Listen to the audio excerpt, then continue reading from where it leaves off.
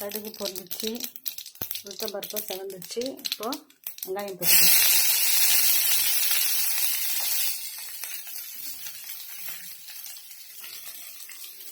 வெங்காயம் வதங்கினோன்னா தாளிப்பு போட்டுக்கலாம்.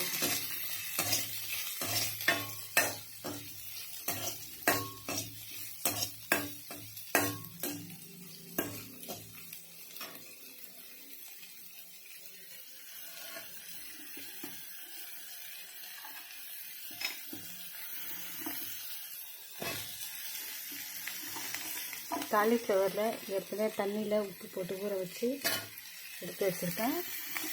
ஏன்னா பூச்சிக்கு ஏதாவது இருந்தால் அந்த உப்பு தண்ணியில் செத்துரும். அதை இப்போ போடுறோம். போட்டு மஞ்சள்தூள் உப்பு அதையும் போட்டுருவோம்.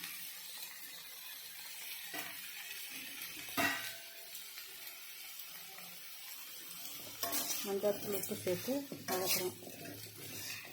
உங்களுக்கு எவ்வளோ உப்பு தேவையோ அவ்வளோ போட்டுக்கலாம். இது ரொம்ப காரம்லாம் இருக்காது, குழந்தைங்க நல்லா சாப்பிடுவாங்க. டக்குன்னு செஞ்சிடலாம். இதை அரிசி வச்சுட்டு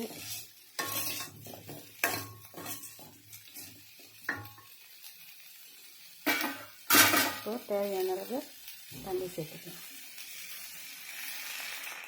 இது ரொம்ப வதங்கணும்லாம் அவசியம் இல்லை. தேவையான அளவு தண்ணி சேர்த்து மூடி வச்சிடலாம்.